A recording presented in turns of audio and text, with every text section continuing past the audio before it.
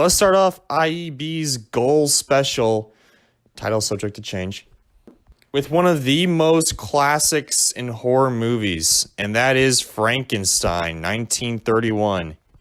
The original, the myth, the legend.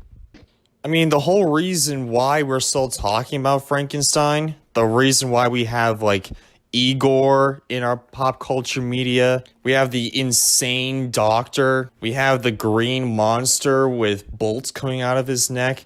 That's all because of this movie. And to be fair, I have read the original book, and, well, first of all, there's no really comparing the two. I mean, they're pretty much two totally different entities, I guess, but to be perfectly honest with you, I don't think we would have as big of a conscience that there is a book about Frankenstein if it wasn't for this movie. And yeah, this movie is great. Is it the best thing I've ever seen? No, but this is when movies were still trying to get their footing. The talkies just came out maybe 2 or 3 years ago, so I mean, what can you do? Honestly, Boris Karloff gives an outstanding performance as the monster. Yes, it is the monster and not Frankenstein.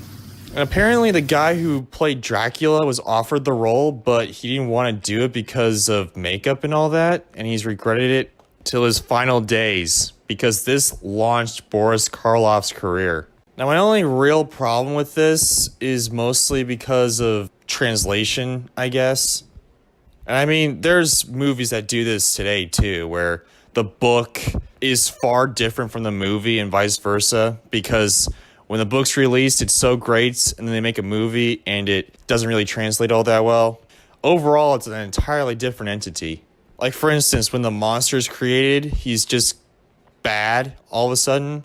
In the book, he's actually good, and then society changes him to being bad. And honestly, you get to hear more of the famous lines that you hear in all horror movies, I guess. It's moving. It's alive. It's alive. It's moving. It's alive. Oh, it's alive.